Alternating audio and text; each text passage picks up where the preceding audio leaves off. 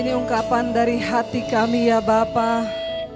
Biar apa yang kami ucapkan lewat pujian itu lahir dari hati yang tulus kepada Tuhan. Tanpa syarat kami mau terus percaya dan mengikuti Engkau. Tanpa syarat entah dijawab atau tidak dijawab doa kami. Kami mau terus percaya dan berkata Engkau Yesus satu-satunya juru selamat di dalam hidup kami. Terima kasih Bapa.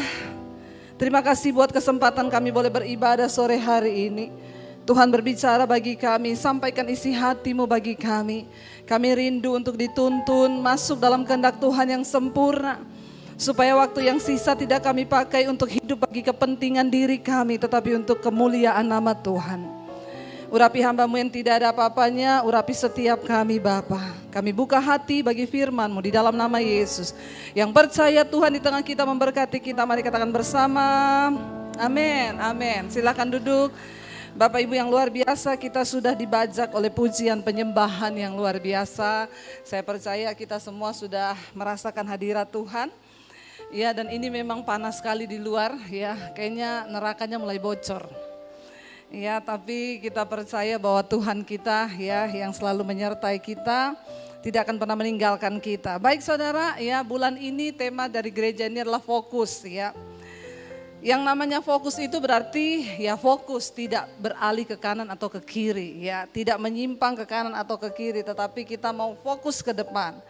Dan minggu ini subtemanya adalah bagaimana kita mempergunakan hari-hari ini media untuk memberitakan Injil Kerajaan Allah. Karena saya percaya kita ada di dunia ini bukan kebetulan. Saudara bayangkan masa pandemi ya yang sudah berlalu ini hampir 2 tahun. Kita masih ada di dunia, berarti Tuhan masih punya rencana atas hidup kita. Amin. Kita bersyukur bisa melewati saudara, karena ada begitu banyak yang sudah dipanggil Tuhan selesai tugasnya, tapi kita belum selesai. Karena itu jangan sia-siakan waktu hidup kita. Ya. Dan ayat firman Tuhan kita baca dulu Yesaya dari Yesaya 52 ya, ini sesuai dengan tema gereja. Yesaya 52 kita baca ayat yang ayat temanya itu ada di ayat yang ke-7, tapi saya ingin kita baca dari ayat yang pertama dulu supaya kita mengerti konteks dari firman Tuhan ini.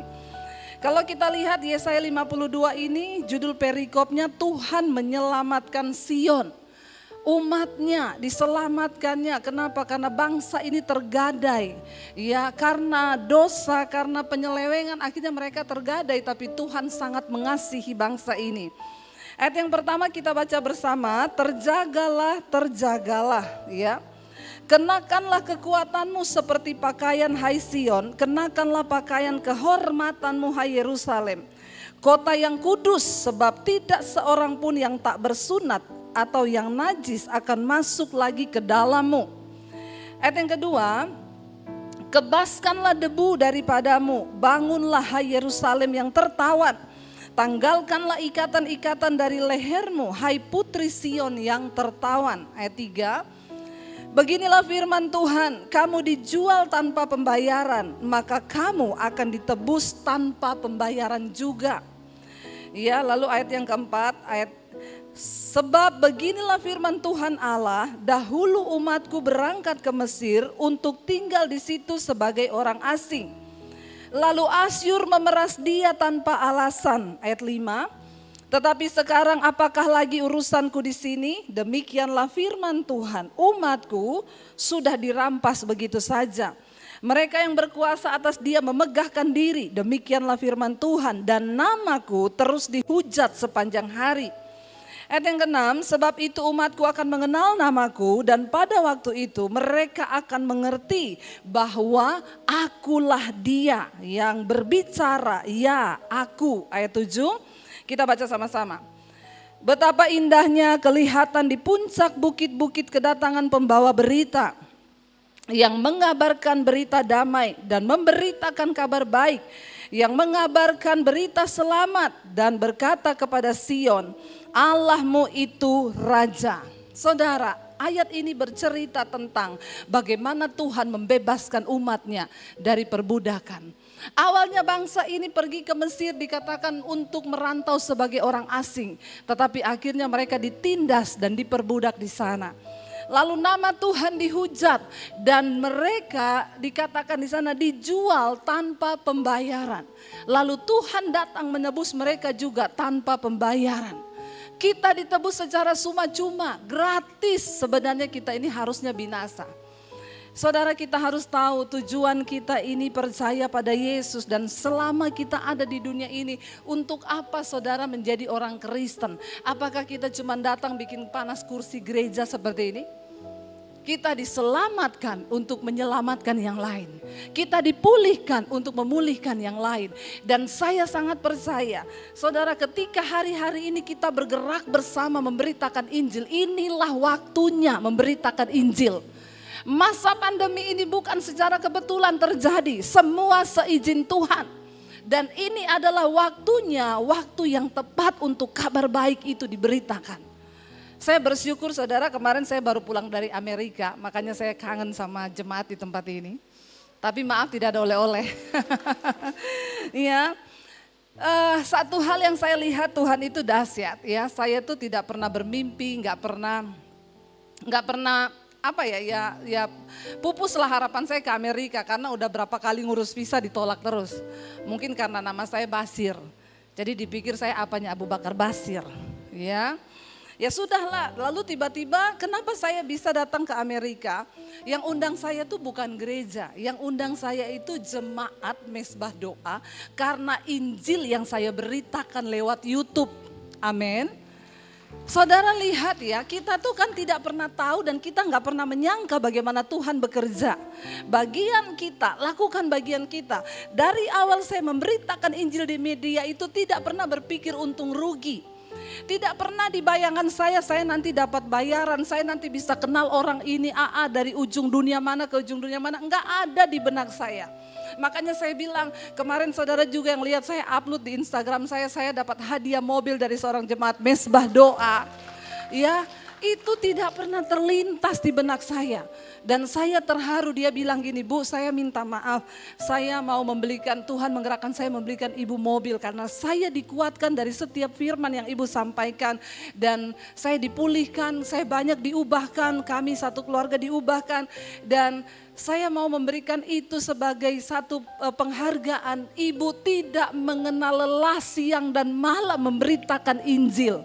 Loh, apa yang tidak pernah kita pikirkan? Apakah pernah itu saya minta sama Tuhan? Enggak.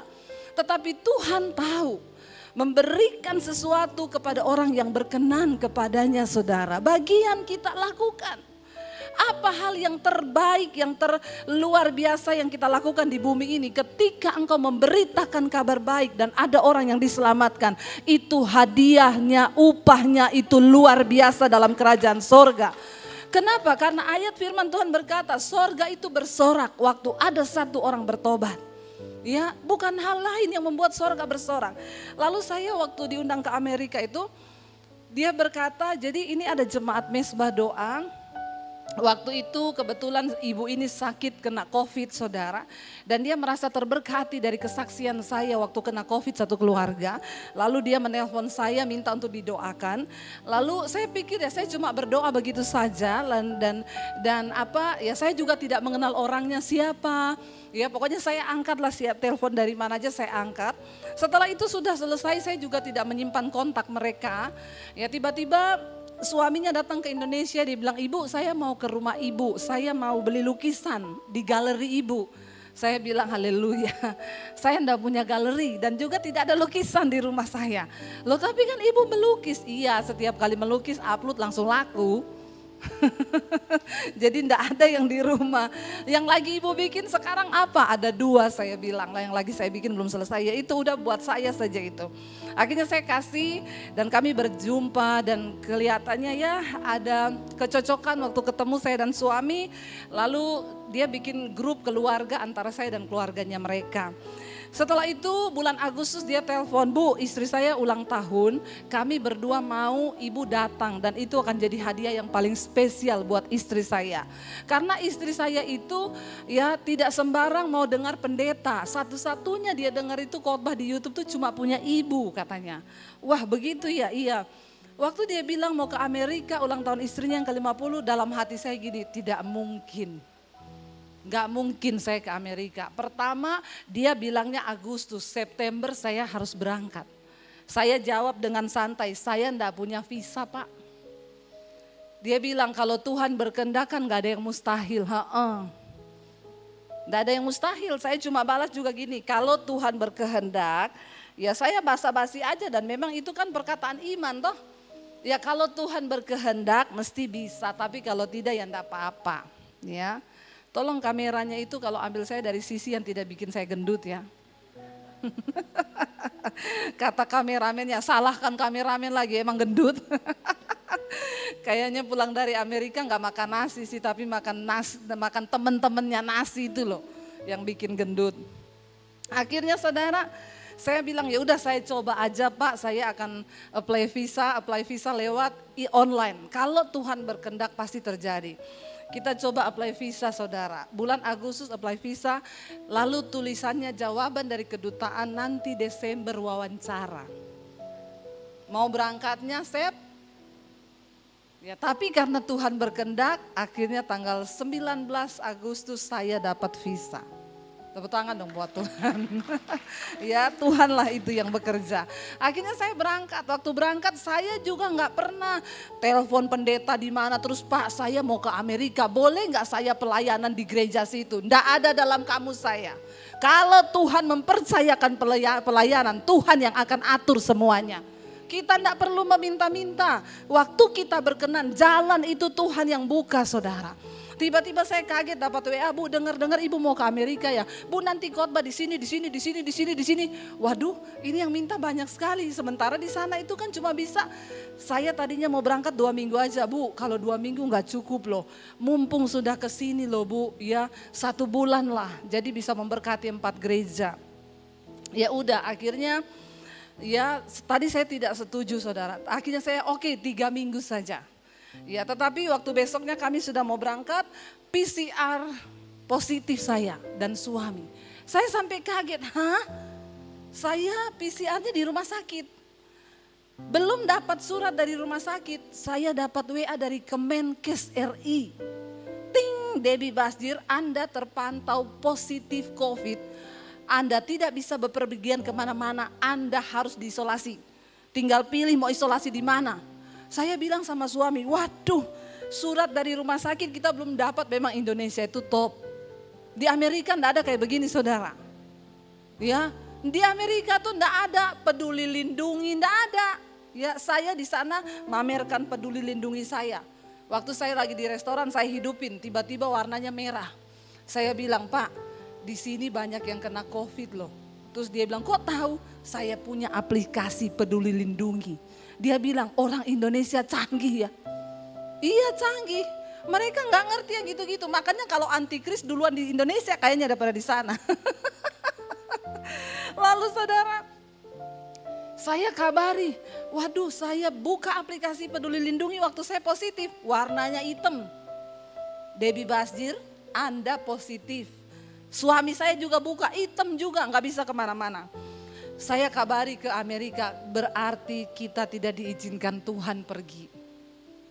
Ya sudah, saya enggak pergi dulu. Lalu mereka balas, Bu besok coba PCR lagi Bu. Memang biasa begitu, kayaknya salah. Saya juga bingung, saya enggak sakit, saya enggak demam. Kok saya bisa merah loh, positif. Masa saya bintang 3 COVID? Cukuplah bintang 2 ya saudara, jangan sampai bintang 3 loh. Ya kita ini kena 2 kali, yang terakhir tuh varian Delta itu tuh benar-benar suami saya hampir lewat itu.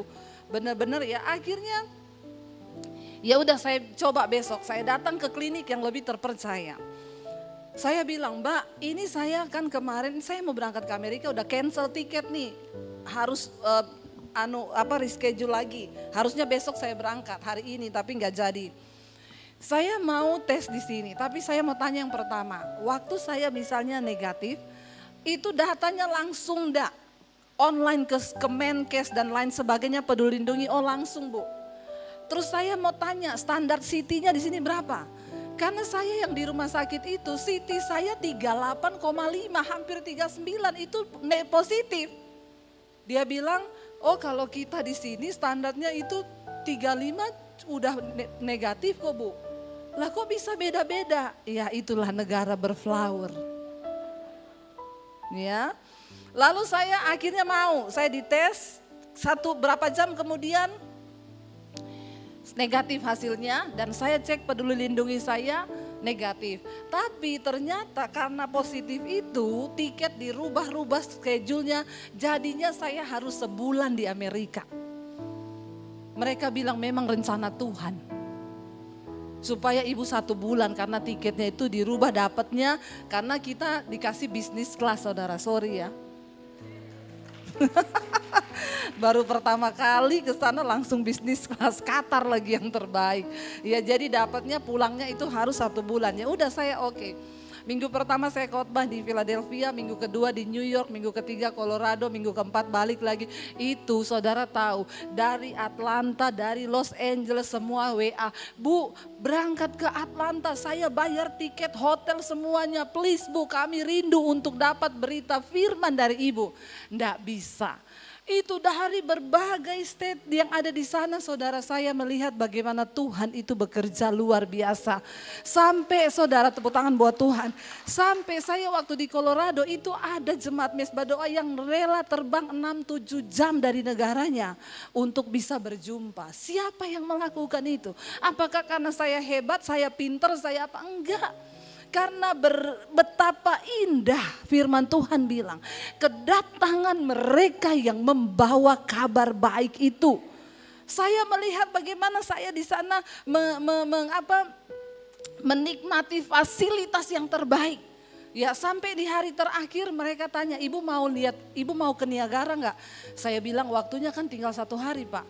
Saya akan coba cari tiket pesawat ya Bu. Besok kita berangkat, cuma lihat aja langsung pulang. Cari tiket enggak dapat semua karena pesawat yang ke sana itu hanya 1 pesawat dan dia tidak langsung balik, harus bermalam. Mereka bilang, Bu enggak ada pesawat.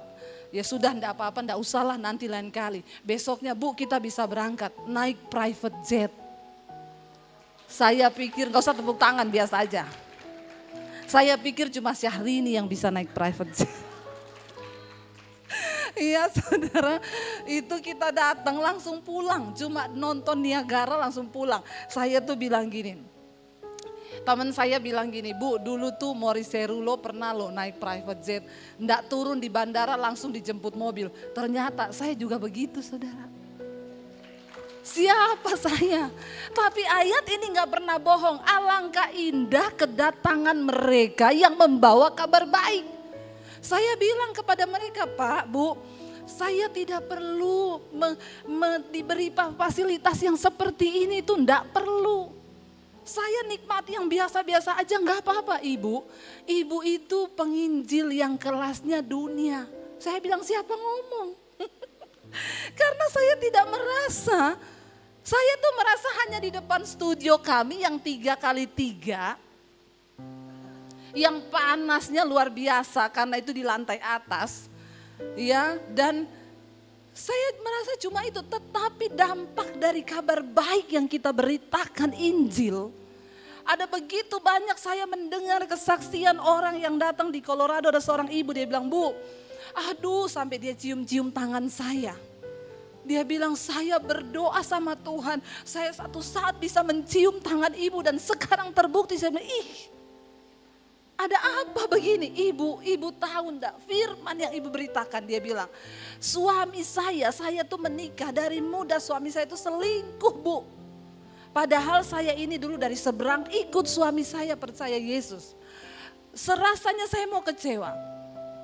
Tapi saya bersyukur mendengar firman di YouTube yang ibu sampaikan. Hati saya diubahkan. Saya ini dia bilang sudah lama pelayanan di gereja, tapi marah di rumah jalan terus, cerewet, tersinggung, berantem sama suami. Makanya suami saya enggak betah. Dan akhirnya saya berubah ketika mendengar firman yang ibu beritakan. Lalu ibu tahu suami saya ini sekarang kena sakit. Sakitnya itu jadi dia kayak kehilangan ingatan. Dia seperti orang gila lah saudara ya, sudah tua. Dan itu Bu, tiba-tiba marah, tiba-tiba ngamuk. Saya ini kalau saya tidak mengerti dan saya tidak tahu, kalau saya tidak mendapat firman yang ibu beritakan selama ini, mungkin di hari tua saya nggak bakalan urus suami saya ini. Karena dari muda dia itu nyakitin saya. Tapi karena saya mendengar firman, kabar baik itu mengubahkan hidup saya. Melepaskan segala tawanan-tawanan dosa dalam hidup saya. Sekarang saya bisa mengasihi suami. Dan dia bilang, saya praktekkan apa yang ibu ngomong. Setiap kali suami saya itu jiwanya tidak tenang. Saya cuma berkata, Bu, dia mulai memberontak, itu saya memperkatakan firman. Dalam nama Yesus, tenanglah jiwamu. Aku taklukkan jiwamu kepada Kristus. Langsung suaminya diem. Wow, itu kuasa firman luar biasa. Dia bilang, dan bukan cuma itu, setiap malam ibu berdoa di mesbah doa, yang terikat dengan obat tidur dilepaskan. Ibu tahu suami saya tiap malam tidur harus pakai obat tidur. Tapi sejak saya perkatakan firman Tuhan, sekarang suami saya tidak pernah lagi tidur dengan obat tidur. Tuhan yang menidurkan dia, Bu, di dalam hadirat Tuhan. Saya melihat, saudara, bagaimana kita bisa menjadi orang yang dipakai. Kita nggak perlu dulu bicara bangsa-bangsa. Saya tidak pernah bermimpi sampai ke bangsa-bangsa. Tapi hari ini saya melihat firman Tuhan digenapi. Dulu waktu saya diusir dari keluarga saya di tempat kos. Ketika saya lagi kelaparan, gak ada uang, saya menangis di situ. Saya dapat penglihatan, saya berdiri di mimbar. Dan begitu banyak orang, ribuan orang di bawah sana. Tuhan berkata begini, bangsa-bangsa akan menantikan pengajaranmu. Di dalam hadirat Tuhan saya bilang, yes, waktu buka mata, enggak ada apa-apa, di kos-kosan adanya pakaian kotor. Saya bilang gini, ya Tuhan bilang bangsa-bangsa menanti pengajaran saya, kapan? Saya mau berkata dan bersaksi kepada saudara, hari ini saya melihat bagaimana firman Tuhan itu berkuasa. Dia sanggup melakukan apapun yang diperintahkan kepadanya. Saudara, kenapa membawa kabar baik itu adalah sesuatu yang luar biasa. Saya bersyukur. Ada seorang dokter yang bersaksi kepada saya, Bu, dia bilang, dulu saya berpikir pelayanan itu hanya ketika kita berdiri di mimbar gereja. Dulu saya berpikir pelayanan itu hanya ketika kita terbentur di dalam gedung gereja. Tetapi sekarang saya mengerti, Bu. Dulu dia bilang, saya selalu tertuduh begini, saya nih dokter. Waktu saya setiap hari habis untuk kerja. Kapan saya melayani Tuhan? Tapi waktu saya mendengar firman yang ibu sampaikan, ternyata apapun profesi kita, Tuhan sanggup memakai kita. Siapa Amos, saudara? Amos itu cuma seorang peternak domba, petani. Tidak ada hubungannya sama teologi. Tapi waktu Tuhan memilih dan melihat hatinya yang takut Tuhan, Tuhan mengurapi dia untuk menyampaikan nubuatan-nubuatan yang dari Tuhan. Saudara, lalu dia bilang begini, Bu, saya baru menyadari, ternyata saya tuh setiap hari bertemu dengan jiwa. Setiap pasien yang datang tuh kan jiwa. Lalu, Bu, saya mulai dengarkan apa yang ibu ngomong. Ibu tahu di masa pandemi ini pasien yang datang semua keluhannya kecemasan, nggak bisa tidur, ya ketakutan. Jadi mereka membutuhkan obat tidur, obat penenang. Saya selalu tanya, maaf kalau agamanya Kristen, Bu, saya beritakan firman langsung, Bu, Alkitab berkata, hanya dekat Tuhan saja kita tenang. Ini dokter loh. Dia bilang, saya mengkopi, menghafal semua perkataan ibu yang saya dengar itu perkataan firman. Saya ucapkan kepada pasien saya. Saya bilang, Bu, hanya dekat Tuhan saja engkau akan tenang. Ibu percaya sungguh kepada Tuhan hari-hari ini. Fokus cari Tuhan, Bu. Lalu dia bilang, obat tidak bisa menolong ibu. Tuhanlah yang sanggup menolong ibu. Dan dia berkata, kalau dia Kristen, Bu, saya doain. Ibu mau gak saya berdoa buat ibu? Loh, saudara, dia mulai berdoa dan orang itu menangis. Waktu dia menangis, dia mengalami hadirat Tuhan. Dan dia bilang, Bu, rata-rata pasien saya sekarang, karena waktu pulang saya minta nomor HP, saya kirim. Mesbah doanya Bu Debbie saya kirim. Saudara, dengan adanya media sekarang, tidak ada alasan saudara tidak memberitakan Injil. Lewat WA saudara bisa memberitakan Injil. Lewat khotbah-khotbah yang saudara dengar bagus, saudara share ke orang lain. Mereka bisa diselamatkan, saudara. Ayo kita berlomba hari ini membawa jiwa kepada Kristus. Ya, karena betapa indah kedatangan mereka yang membawa kabar baik itu. Dan dia bilang, rata-rata Bu pasien saya mengalami kesembuhan. Bahkan yang bukan orang Kristen pun saya perkatakan firman, tapi saya nggak ngomong ayat. Saya cuma ngomong, Bu, Tuhan itu adalah yang dapat menolong ibu. Ibu berserah ya kepada Tuhan. Dan mereka itu kayaknya tersentuh, kok nggak pernah ada yang mengingatkan seperti itu. Saudara, Tuhan bisa pakai engkau dimanapun engkau berada. Hari ini engkau punya saudara, keluarga, tetangga, engkau punya ya menantu, mertua, engkau punya saudara ipar. Ayo rebut mereka hari-hari ini, bawa mereka kepada Kristus. Itu tugas saudara dan saya. Tetapi sebelumnya, sebelum ayat 7 itu terjadi, ayat 6 berkata begini. Kita baca ayat 6. Sebab itu umatku akan mengenal namaku dan pada waktu itu mereka akan mengerti bahwa akulah dia yang berbicara, ya aku. Bagaimana kita bisa dapat membawa kabar baik itu? Kita harus mengenal Tuhan dengan benar. Amin. Jangan sampai kita menjadi Kristen tapi kita nggak kenal Tuhan. Kita nggak pernah tahu dia Allah penolong, kita nggak pernah tahu dia pembuat mujizat karena kita tidak sungguh-sungguh mempercayai Tuhan. Kita harus mengalami Tuhan, baru kita bisa cerita tentang Tuhan. Kita nggak mungkin bisa cerita, orang itu kalau jatuh cinta dia cerita saudara. Ya, saya kalau ketemu orang saya cerita tentang suami saya, betapa suami saya itu baik, kenapa? Karena saya jatuh cinta kepada dia. Ya. Tetapi engkau tidak akan pernah mungkin bisa menceritakan tentang Tuhan kalau engkau tidak mengenal siapa Tuhan itu terlebih dahulu. Ayo alami Tuhan secara pribadi. Makanya saya selalu bilang jangan titip doa. Datang sendiri kepada Tuhan. Engkau punya hak istimewa untuk mengalami Tuhan secara pribadi. Engkau punya hak istimewa untuk mengalami sentuhannya ketika engkau sedang lelah. Engkau punya hak istimewa untuk menemukan kasihnya waktu engkau datang dalam hadirat Tuhan. Dan ketika kita dipulihkan, kita bisa cerita tentang siapa Tuhan itu. Saudara, kita punya waktu tinggal sedikit hari-hari ini. Tidak banyak waktu. Mari kita pakai sungguh-sungguh waktu-waktu ini untuk kita mau jadi pemberita Injil. Ini bukan tugas saya saja. Ini bukan tugas Bapak Gembala dan Ibu Gembala. Ini tugas setiap kita, saudara dan saya. Saya berdoa supaya kita semua diberikan keberanian. Saudara harus mulai berdoa. Saya melihat hari-hari ini ya tayangan mesbah doa. Bahkan kemarin ada kesaksian dari seorang anak kecil 9 tahun. Anak itu selalu nonton mesbah doa. Waktu papa mamanya berantem, dia duduk di kaki Tuhan berdoa buat mama papanya. 9 tahun. Ya, siapa saudara yang bisa mengubahkan? Tuhan. Hari ini Tuhan sedang mencari imam di tengah rumah tangga. Kalau dia tidak dapati suami menjadi imam, istri engkau boleh menjadi imam mewakili keluargamu di hadapan Tuhan. Kalaupun suami istri belum bertobat, maka anak-anak akan dipakai Tuhan hari-hari ini. Ayo kita berdoa saudara. Biar Tuhan taruh perkataan firman di mulut kita. Sehingga ketika engkau ketemu orang, teman kantormu, dimanapun engkau berada ada begitu banyak jiwa yang sedang lelah hari-hari ini.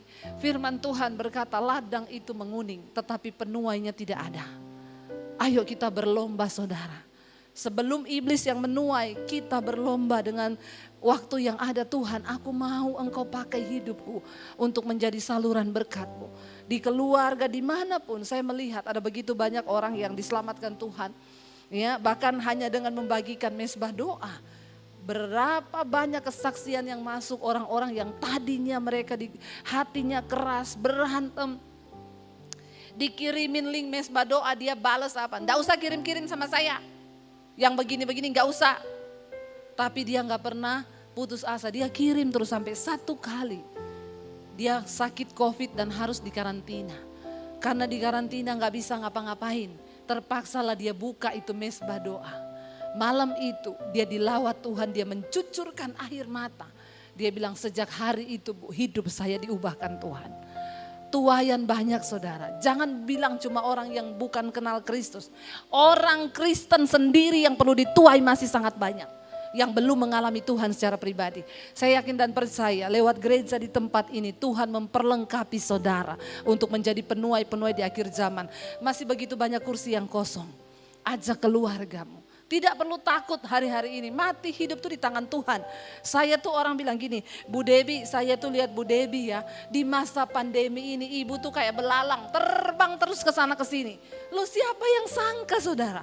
Masa pandemi saya tuh ke Makassar, ke Toraja, ke NTT, ke Surabaya. Ya kemarin ke Amerika. Siapa yang menyangka? Kalau bukan Tuhan yang memberikan kepercayaan. Satu hal yang saya mau bilang hari ini. Kita mau percaya Tuhan tanpa syarat.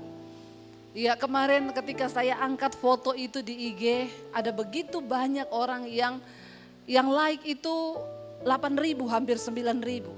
Yang komen 1.000 lebih. Semua komennya Yesus dahsyat, Tuhan baik, Tuhan baik, Tuhan baik. Ada satu komen yang mengharukan saya. Ada seorang ibu yang berkata begini, waktu Ibu Debi upload dapat hadiah mobil. Semua komen yang masuk ngomong Tuhan baik. Tapi mungkin hanya sedikit yang berpikir berapa banyak air mata yang sudah ibu teteskan ketika ibu memberitakan Injil dan mengikut Tuhan. Ketika kita ini mengalami yang baik, dengan mudah kita bilang Tuhan tuh baik. Tapi ketika kita sedang bercucuran air mata, ada di dalam masalah, apakah kita mau tetap bilang Tuhan itu baik? Saudara, bertahanlah sampai pada garis akhir. Teruslah bertanding dalam pertandingan iman yang benar. Supaya engkau memperoleh mahkota yang dijanjikan itu. Karena kita bukanlah orang-orang yang mengundurkan diri. Tapi kita orang-orang yang dipanggil sebagai pemenang-pemenang di hari-hari ini. Saya mau kita semua merenungkan firman ini. Para imam musik saya minta maju ke depan. Kita mau naikkan tadi pujian. Kami tetapkan hati kami untuk tetap percaya tanpa syarat. Sehingga Tuhan juga bisa pakai kami untuk menjadi alat di hari-hari terakhir ini. Mungkin engkau sedang dalam pertandingan iman yang berat hari-hari ini. Tapi mari bilang Tuhan aku mau menang sampai di garis akhir. Sekalipun sulit mungkin untuk percaya. Mungkin engkau berkata keuanganku gak mungkin dipulihkan. Sakitku tidak mungkin dipulihkan. Bagi Tuhan tidak ada perkara yang mustahil. Waktu kita mau memberitakan kabar baik, pertama kepada diri kita dulu. Baru kita bisa bawa itu kepada orang lain. Ayo kita bangkit berdiri bersama. Katakan pada Tuhan komitmen ini. Ku tetapkan hatiku untuk percaya. Yes Lord. Tanpa syarat. Takkan goyah.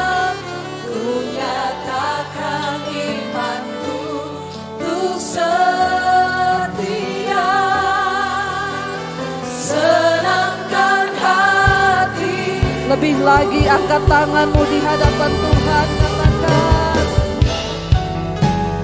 ku tetapkan hatiku untuk percaya. Amin. Tanpa syarat akan goyah.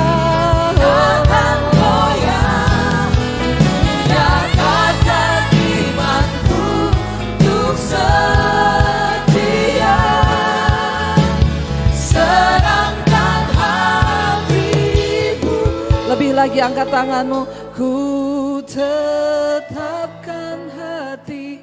Katakan pada Tuhan saudara, kami mau percaya Tuhan, kami mau percaya tanpa syarat. Engkau Allah yang sanggup bekerja di dalam hidup kami. Kami mau nyatakan iman kami. Kami mau setia sampai di garis akhir Tuhan. Amin. Biar jemaat saja, katakan lebih lagi dari hatimu. Ku tetap. Biar jemaat katakan ini di hadapan Tuhan. Yes Lord Jesus. Kami mau tetap percaya Tuhan tanpa syarat. Tidak akan pernah goyah. Yes, amin Tuhan. Kami nyatakan dengan iman.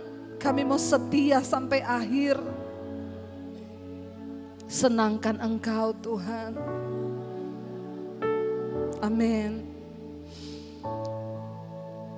Terima kasih Tuhan. Terima kasih Bapa.